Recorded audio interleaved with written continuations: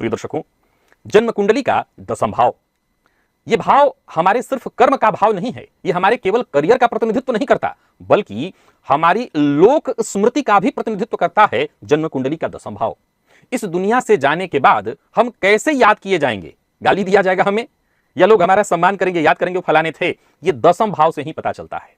अगर आपकी जन्म कुंडली का 10वां भाव बलवान है, विशेष करके 10वां भाव में सूर्य जैसे ग्रह बैठे हैं, आपके 10वां भाव में राहु या शनि भी बली अवस्था में बैठे हुए हैं, क्योंकि ये भी दीर्घकालिक वाले ग्रह हैं, तो भी ये बेहद प्रभावशाली स्थिति है। और इसके साथ ही साथ एक और सिद्धांत देखना है, 9वें भाव का स्वामी।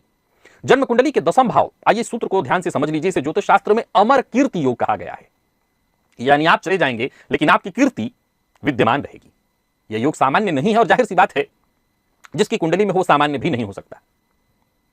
यह योग इंसान को ऐसे कार्य करने की प्रेरणा देता है जिसके चलते समाज ऐसे लोगों को उदाहरण के तौर पर याद रखता है। ऐसे जातक का नाम आसानी से भुलाया नहीं जा सकता। प्रिय दर्शकों, जन्म कुंडली के 10वां भाव में मान लीजिए सूर्य स्थित है और ऐसे सूर्य पर नवमेश की दृष्टि पड़ जाए, मान लीजिए सूर्य ही नवमेश होकर के 10 में बैठे हों, तो देवगुरु बृहस्पति की दृष्टि पड़ जाए, तो ऐसे जातक के कर्म इतने शक्तिशाली और आदर्श और इतने प्रेरणादायक होते हैं कि लोग उनकी मृत्यु के बाद भी उन्हें याद करते हैं।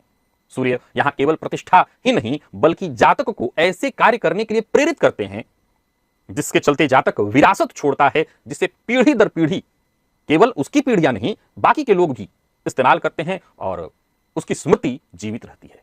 ऐसे लोग आमतौर पर कोई राजनेता हो सकते हैं, समाज सेवी हो सकते हैं, आध्यात्मिक गुरु हो सकते हैं, कोई विज्ञान का ज्ञानी हो सकता है।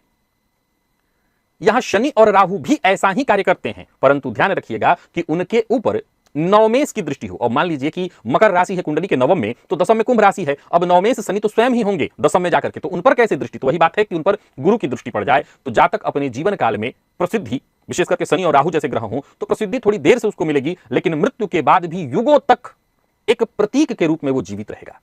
प्रिय दर्शकों, जैसा मैंने कहा, शनि राहु अगर ये ग्रह 10वें में बैठे हों और नवमेश से उनका दृष्टि संबंध बन रहा हो तो जातक कई बार ऐसे कार्य कर देता है जिसे समाज की नजर में विवादित माना जाता है। शुरुआत में उन्हें आलोचना झेलनी पड़ती है, संघर्षों का सामना करना पड़ता है, लेकिन समय के साथ यही विवाद, उनका यही संघर्ष सामाजिक परिवर्तन का प्रतीक बन जाता है। समाज बाद में उन्हें आदर के साथ, सम्मान के साथ याद करता है। इतिहास ऐसे लोगों को क्रांतिकारी मानता है, समाज सुधारक मानता है, संघर्ष का महानायक मानता है, अमर मानता है। प्रिय दर्शकों, 9वां भाव से यहां क्या लेना देना है? देखा जाए तो जन्म कुंडली का जो 9वां भाव है, भाग्य भाव है, यह महत्वपूर्ण है। आप जानते हैं क्यों महत्वपूर्ण है? क्योंकि यह भाव हमारे भाग्य का है, यह हमारे भाव हमारा धर्म का है, यह भाव हमारा आशीर्वाद का है और यह भाव हमारी कीर्ति का है। जब नवमेश 10वें भाव को देखते हैं तो व्यक्ति ऐसा कर्म करता है दैवी आशीर्वाद से जो कीर्ति पताका को फहराने वाला बन जाता है, भाग्य से वो भाग्य कर्म से जुड़ जाता है। परिणाम स्वरूप ऐसा जातक जो कर्म करता है वो केवल कर्म नहीं, कर्म फल तक सीमित नहीं, वरन वो कर्म ही उसका कर्म कीर्ति बन जाता है। सफलता लोग उसे युगों युगों तक याद रखते हैं।